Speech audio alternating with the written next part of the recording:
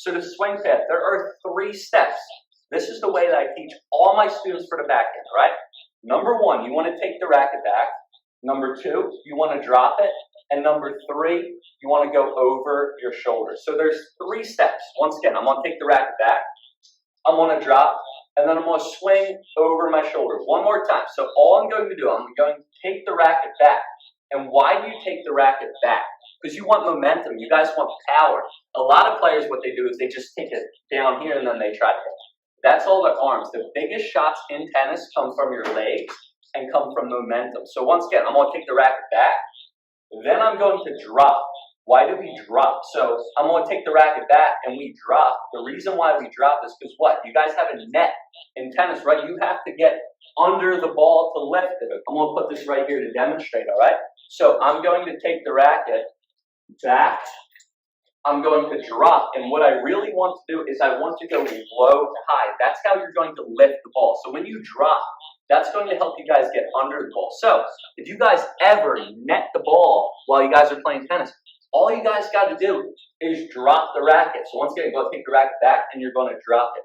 Notice this, right? When I tell a lot of students to drop, they really use their arms. They really think that this is a drop. They're really, no. All that a drop is gravity. So when I take the racket back, this is a drop. I'm letting my hands, letting the gravity do the work. So back and drop. That's a drop every single time.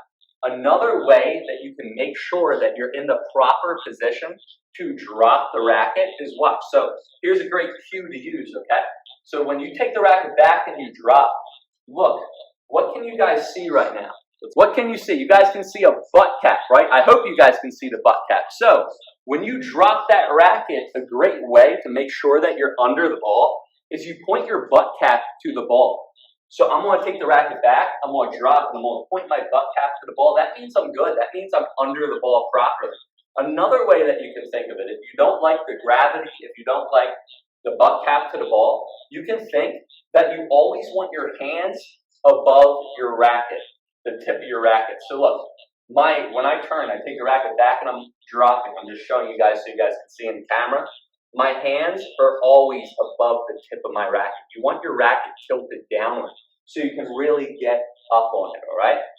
So then what do you want to do, right? First step is take it back. Second step is drop. And then the third step that you want to do is finish over your shoulder. That is going to lift the ball. If you guys are a visual learner, I want you to think of a clock, all right? 12's up here, 6 is down here. 12's up here, 6 is down here. You want to go from 6 to 12. I tell all my students, if you guys want to hit the ball over net, you guys have to lift the ball. Think that you're lifting the ball up in the air. And how do we do that? By swinging low to high, or 6 to 12, okay? And when you guys finish, I want you guys to finish. This is the #1 way to finish, okay?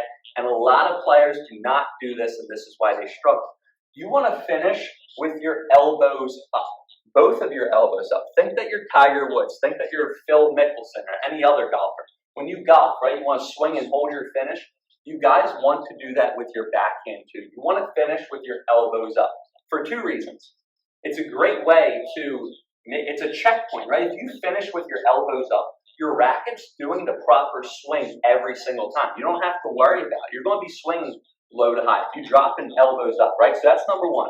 You're going to make sure that you finish low to, or go low to high consistently. And #2, it allows your racket to fully rotate. Rotation equals topspin, consistency, and power.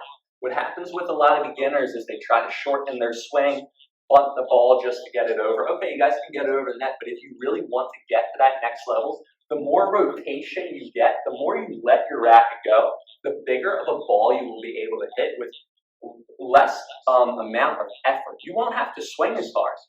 You won't have to use as much strength. All you'll have to do is just let the racket go. So if you finish with your elbows up, your racket's going to do a complete rotation every single time. And here's another cool tip with the elbows up, right? And I want you guys to try this, right? So think, Tyler told me to what? Elbows up when I finish, right? And here's a reason why too as well. When you guys finish with your elbows up, okay? Wherever you point your elbows, the ball is going to go. I'm going to say that again one more time. Wherever you point your elbows, the ball is going to go. So if I want to hit down the line, all I'm going to do is I'm going to swing and point my elbows down the line. If I want to hit cross court, all I'm going to do is point my elbows cross court. Your elbows literally teach you where you want to put the ball. Wherever you point your elbows, the ball will go. Once again, wherever you point your elbows, the ball will go, okay?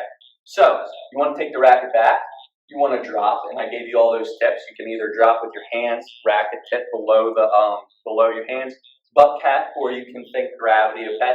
I completely missed with taking the racket back, right? So when you take the racket back, right, and if you look at Novak Djokovic, if you guys want to look, or Serena Williams, Djokovic or Serena, I think they are the best. And here's the thing, the way I teach the technique of very simple players.